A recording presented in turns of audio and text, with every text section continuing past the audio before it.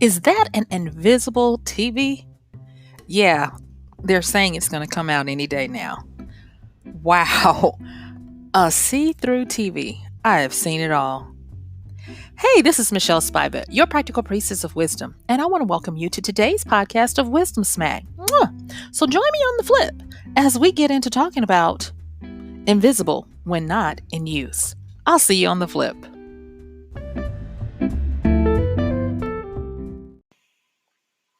A real see through TV. Can you imagine?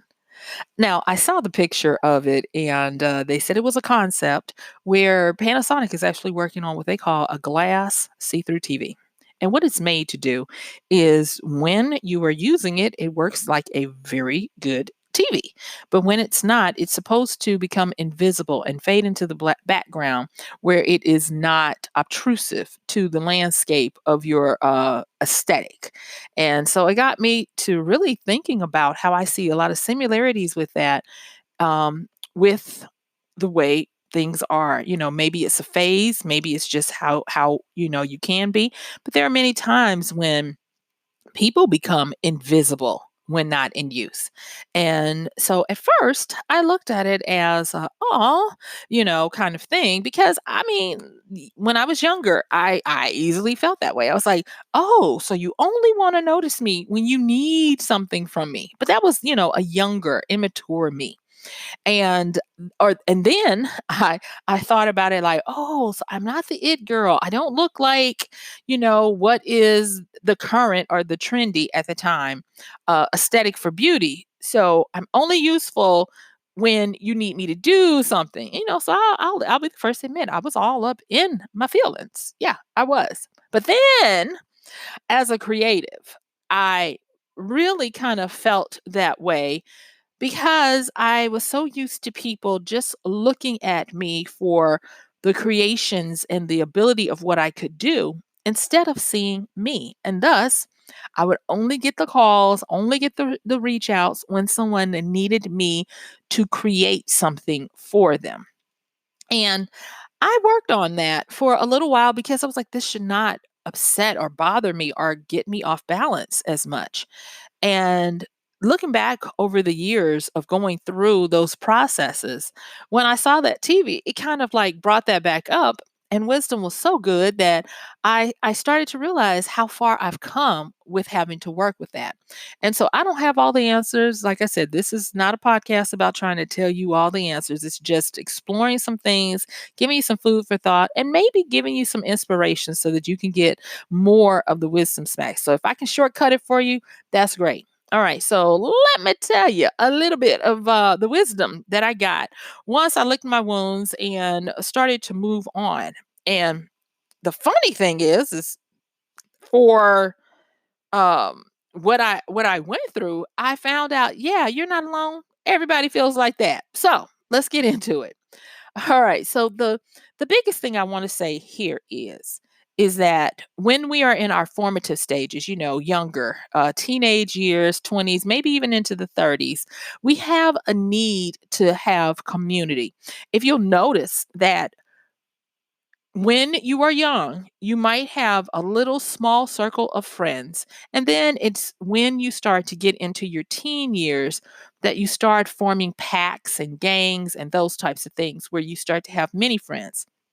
By the time you become a new adult, which is going to be somewhere between 18 and 25 ish, you're going to have a group of friends that you identify with. And then after that, you'll start to move really into your identity of who you are. And thus, the group of friends will dwindle down to a few or maybe even one if you are successful with that. I don't like to use the word lucky, but I'm going to say successful with that. And then you move into like your mid 30s or whatever. And by this time, you have me and mine and no more, meaning you've got your family unit or it's just you. And then you move on from there. And all I've really done is talked about the observation that we have from lifespan development. Now, this is not etched in stone and it can change, but that's what we know from lifespan development observations over the many years we've been studying it.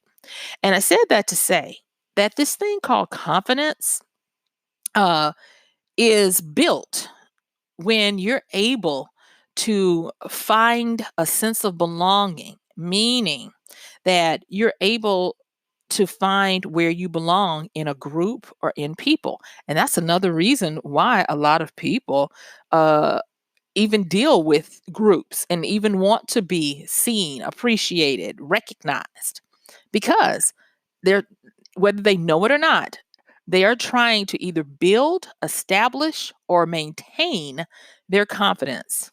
What is one of the first things you realize when you talk about someone who might be a reclusive, or who might have retreated from the public eye? You might feel like they are a hermit.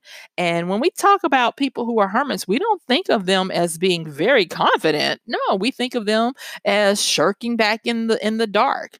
And so when people feel invisible, like they're not seen, it's like you are, not you, but like society is trying to take away their sense of belonging, their sense of footing, and their confidence. And so I wanted to just set that up first because it took me a while to realize that that was what was going on with me.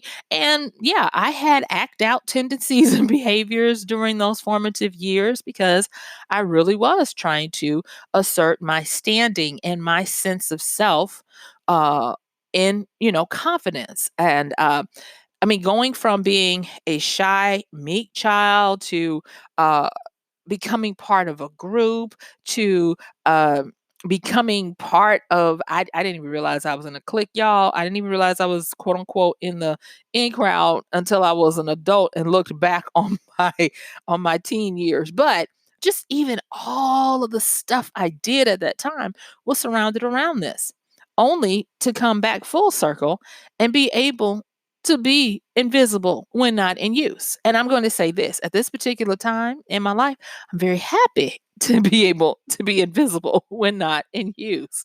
But it took a lot of growth, and I think it took some maturing for me to get to that point. So if you find that you're feeling any kind of way where you feel marginalized, put upon, ignored, or and I said yeah, I said marginalized. I want this to be a wisdom for you, okay? And that is that sometimes if you feel like you only belong based on what you can do for others, I want you to flip that around, and I want you to realize that you have a gift in that people only want to have things from you when they need them. Think of if you were always required to just be around and to be on display and to never get a break. Yeah, what I'm really kind of getting at is the infamy of being famous, being seen. Do you know that the fear of being seen is up there in the upper echelons, just like the fear of public speaking? Because the fear of being seen and fear of public speaking both equate death or annihilation in some people's eyes because of the scrutiny, the external scrutiny from others on their actions, behaviors, or who they are. Yeah, it gets to be really deep. And so it wasn't until I was able to, polarity, look at the other side of what that meant, that I was like, wow, I'm able to be left alone in peace when I'm not producing X, Y, and Z for these people. They are not demanding stuff of me. So this is actually a gift. And so when I started looking at that, then I started realizing something else, and that is anonymity. Oh my gosh. I made this joke a little while ago that I am so ninja that if I wanted to, I could go out and look like wear a paper bag on my head and no one would notice I was ever there. And it was so funny because there is this sketch show that recently came out. It's called the Black Ladies Sketch Show on HBO. And you guys, can check it out. I don't have HBO, but you go check it out. I just saw a little clip that HBO put out on YouTube. And it was so funny because it was this lady who was this renowned spy, and she was like, I am invisible. People just cannot see me. And so they show her doing the funniest things, slipping through security where she's just standing there. She just walks right through and people ignore her and all of that. And I so identified with it in a funny way because I was like, yeah, I totally get that. No one's quote unquote checking for me. No one's paying attention to me. And so I started to embrace the gifts that come with anonymity. Because I'm going to tell you, with anonymity, not only are you able to move around freely, but you don't necessarily have to be tethered to anything. You can be capricious with your ideas, your opinions, your beliefs. If you want to be a person who only dresses a certain way this month, you can be a person who dresses a certain way the next month or whatever you want. Your identity can be whatever you want because no one is really paying attention and thus no one is really going to call you on the carpet for it. So yeah, maybe I got a little bit too excited about anonymity, but it was very powerful. So let me tell you something real quick. And this is a big wisdom smack that I had to get. When I first started deciding I was going to change my career. At the time, for whatever reason, I just I needed, I think, because I was still in that stage, I needed that accolation, the adoration, all of those things, all of those Asians, to prove that I was worthy, to prove, because my worthiness stuff, to prove I was worthy or to prove that I was successful. And I did all the right stuff and I hit all the right marks and I got on the stages for, meeting this benchmark and doing this thing and all of that, only to find out that no one had told me the cons of doing that. That when you have the spotlight on you, the scrutiny is for real. And not only the scrutiny, I could deal with the people, dissecting everything I did, my behaviors, my looks, and all of that. No, it was going after my livelihood because everybody that smiles and cheers for you is not your friend. And they might be smiling and cheering for you. And I'm going to talk a little bit about what they're trying to do in a minute, but they might be smiling and cheering for you so that you become more open and trusting so that they can go and do what they need to. Now, I don't want to come off as jaded, but I am going to tell you what I know and not what I heard. And that is be careful. If you are always wanting to be in the spotlight, if you are equating success with how many people know you, like you, and that's a big quote mark around that like you situation. Be careful of that. There was this, I remember it. I used to have this little saying on my vision board that said something like work. I'm trying to remember it because I took it down years ago, but it was like work until you don't have to you don't have to tell anyone your name when you walk in a room. It was something like that. And then I had another one like you know, always think outside the box and all these different little things. And as I continue to understand, I would play my part, meaning I would be invisible when not in use, but I would play my part. And so that moved from needing to always be acknowledged, recognized, commended, respected, and, working so that everybody knows my name and all of this kind of stuff. I then moved toward when I am in use, I want to be compensated very handsomely. One of my affirmations is that people happily reward me with income and favor for me being just me. And so it moved from despising being invisible when not in use to okay, if I'm invisible, the times you do need me, I want you to be happy about it. I want you to grant me favor and pay me handsomely. And so then I moved to that. But then I had to start looking at those things in my vision board and affirmations that I had written for years about wanting people to know my name and think, always being outside the box and a trail buster and all this kind of stuff. And I had to realize that if you are invisible when not in use, maybe it's because you are not in their realm. Maybe you are outside of it and they only can get to you or appeal to you when they need you. And so just even having that epiphany and that wisdom shift changed some things. I no longer wanted to just make sure I was USA Today, New York Times bestselling and all that. Yeah, those accolades were great to get them, but guess what? They didn't really add one decimal, not one, to what I was already doing. And so I realized that when people wanted certain kinds of reads and good, books and things, that because I was really good at giving people what it was I was good at, that the word of mouth would always prevail and people would find me. I do now. I will say this. Just the other day, I got a something from someone who said, "I just found your books and I spent my whole weekend reading this series. And are you going to put more books in this series?" And I was like, "I'm working on it. Go read some of the other series until I get done." And they were like, "You have a new fan," and I love that kind of stuff. But, and I'm not going to say but because I don't want to erase what I just said. And I'm going to add on to it. And at this particular time in my life, it makes a greater difference to me because I have become adept at being invisible until you need me.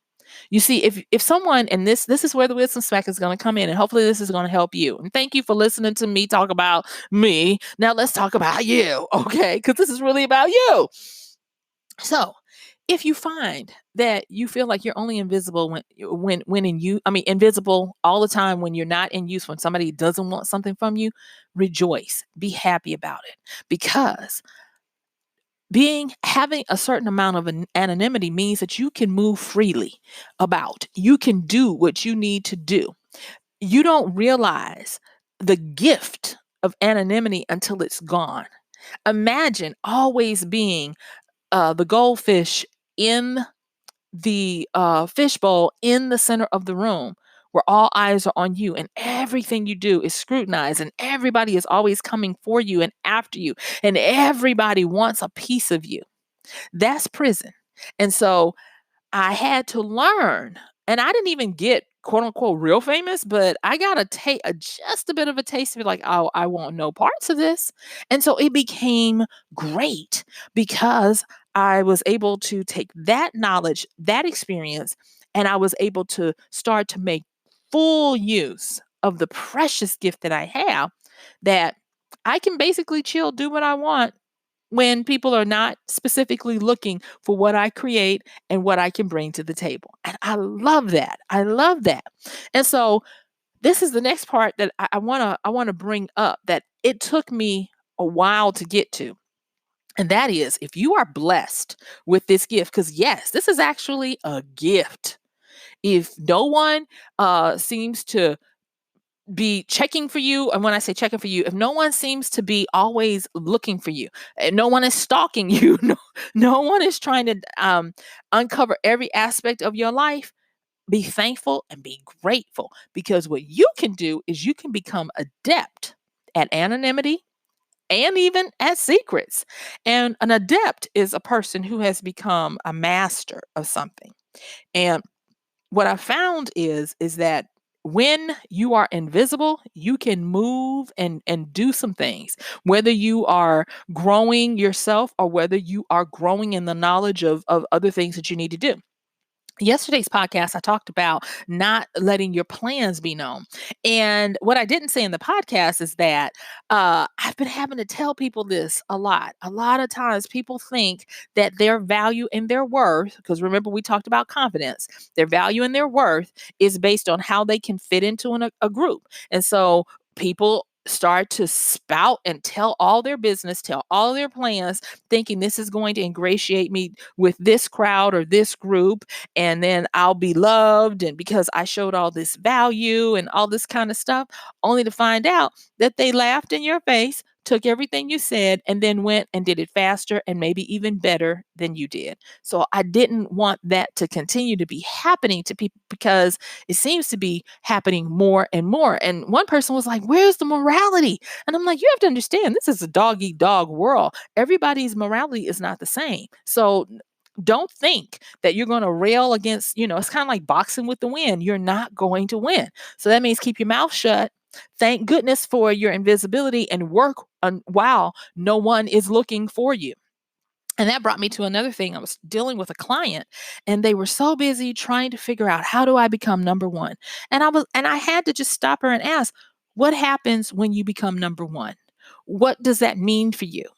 And she was only seeing the side that we most dream about. She was seeing the fantasy side. She was like, "I'll get the accolades, people will just buy all my books, I'll be loved, and I'll be this and I'll be that." I was like, "No, you will invite trolls, you will invite copycats, you will invite thieves, you will invite scrutiny. People will try to figure out every part about you and develop a dossier and know you better than you know yourself, and successfully, if you're not aware of it, take you down." And so I told her, I said, "Success, you can definitely have a number one. Just be ready for it. If you know that this is what you want, be ready for both sides of what's going to come. I am never going to tell you don't go for a number one because it's a great feeling. I've been there. I know it's a great feeling, and I will be. And when I say I've been there, I continue. Now, don't get it twisted. Yes, I'm very grateful that I am a best-selling author. And I have a lot of accolades in my quiver of stuff that I continue to do. I'm very thankful for that.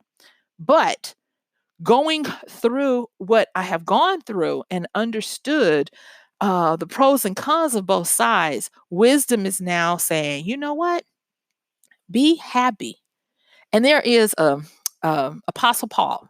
He said this, or it's recorded that he was like, "I have learned to be content, whether abased, meaning down low, or abounded, meaning up high." And that is the wisdom of what I'm bringing to you today. If you feel like you're invisible when not in use, if you feel like the only time people want to be around you is when you can do something for them, or when you can provide something, or when you can get them something, is that such a bad thing? Seriously. Because if you look at it as not something punitive, as not something to be put upon, you can make it where, you know what?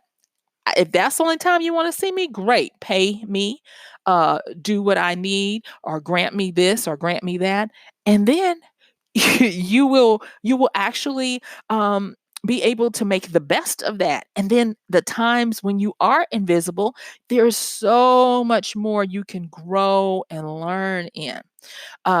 Yesterday, I talked about what the movers and shakers, the power brokers, want. They don't want a product. They don't want to be seen. What they want is, they want to know how the sausage is made. They want to know the ins and outs of things so that they can move expeditiously in the dark doing things. Um, I remember hearing a story that a rapper, Master P.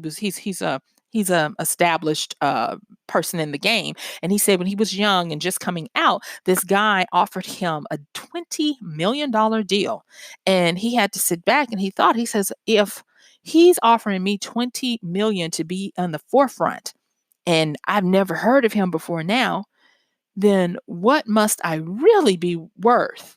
And he said he took that, and sure enough, he was able to 10x that to 200 million. And that was such a wisdom smack that I was very grateful, because I remember being in college when he was talking about this, and I was like, "Oh, this is so cool." Because like I said before, we're all taught to go for the ring, be the star, be out front, and don't really realize that the real power is the invisibility behind the like. I have a friend who works in television, and she always tells me, she's like, the stars that you see on TV are the paupers of the entertainment industry. They are the worker bees.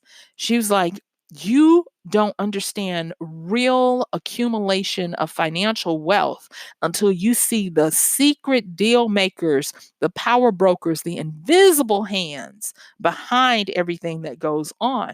She says they have so much money and so much power in that industry that they can change the course of lives, and meaning, people do things with their own lives to appease these powers that be, and they all have what you have right now: invisibility when not in use.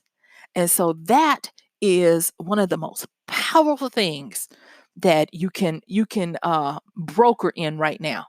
If you're working in anonymity, nobody knows your name right now, you have the power of the power gods of industry.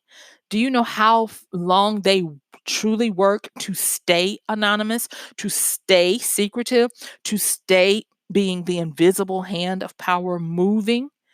That is one of the things that the truly powerful must learn and must do. And that is to move with a grace that is so quiet that you're a phantom and people don't really know that you were ever there. And so going into this was in my last few minutes, I want to talk about this big wisdom smack that I got. And that was this: that becoming an adept means that people, if you're truly becoming an adept at being anonymous, at being invisible, is people tend to forget you're around. And if they forget that you're around, you can even do your work in full view and they won't even see you coming. And that means that you will be able to have a boost to your powers, a boost to what you can do. There are things like I think I've told you guys before. Like, I have a sibling. She is so funny. She's like, I refuse to go with you to the grocery store, to Target, to places like this. And I'm like, why? And she says, people just stop you and they tell you their life. And usually I'll blame it on the fact that I was a pretty good therapist for many years. And so I have that aura. She's like, no, it's just something about you. She said, they just tell you too much. She says, it's always TMI. And I laughed it off, but then I had to realize that it was something. I was, no joke, you guys, I was at Home Depot the other day looking for something for a project at the house. And before I knew it, the lady assisting me is telling me about a whole bunch of personal stuff. And she's like, I'm so sorry. She says, I'm just whatever. And I was like, it's okay. And at that moment, and I didn't consciously think, oh, I'm going to do this. But I just started asking questions, that I would have in therapy, because we were in a little area where nobody was there and nobody would have overheard us. So I asked her the questions. She answered them. Just totally answered them. And I was like, okay, so I was like, these are some of the things you can consider and do this. And then I had to remind her, I says, now, going forward, I want you to, guard what you know. And I was like, I did identify myself as a professional skilled in those arts, and I do hold confidences. But what I want you to do is from now on, I want you to be more circumspect around the people that you might share with. She says, well, I don't normally share. I don't know why. I just share with you. She says, it's just something about you. And I was like, okay, well, that's good.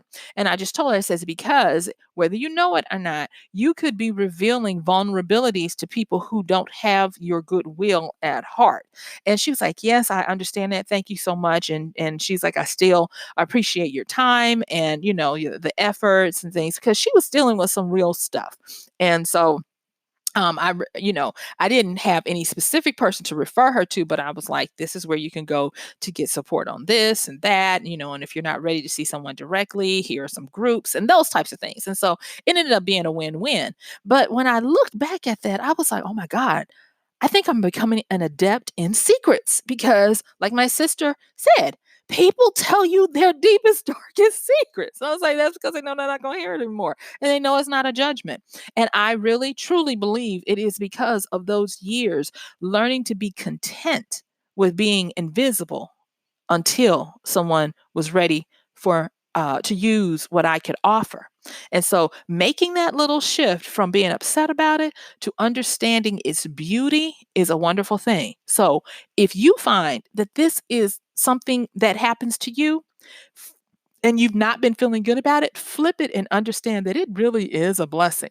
And that true power, and not just power to gain money, but power to affect people in a positive way, resides in you. And so, with that, guess what? Yep, my time is up. I sure do thank you for yours. This has been Michelle Spiva, your practical priestess of wisdom, with another podcast of Wisdom Smack. Mwah. Don't forget to use our Amazon link at michellespiva.com/AMZ whenever you do any of your Amazon shopping. And we may receive a little bit of support for the continuation of the show if you do. And check the show notes for other ways to support us. And I am going to see you tomorrow. Don't forget, this is daily. And yes, we do these daily. I'll see you then. Bye.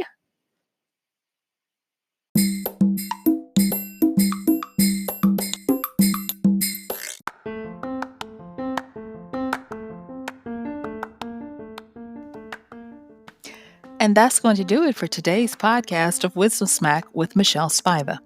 If you like this podcast, please help us get the word out. Like, comment, subscribe, and even share. And if you really like it, please help us continue to get the word out by considering using this show's link for Amazon. So when you want to go to Amazon and you do all of your general shopping, please use MichelleSpiva.com/AMZ. It's simple as that. It doesn't cost you anything extra, and this show might receive a little bit of commission that will go towards helping to further get these episodes out to you and to others. So thank you so much for listening. This has been Michelle Spiva with Wisdom Smack. Bye.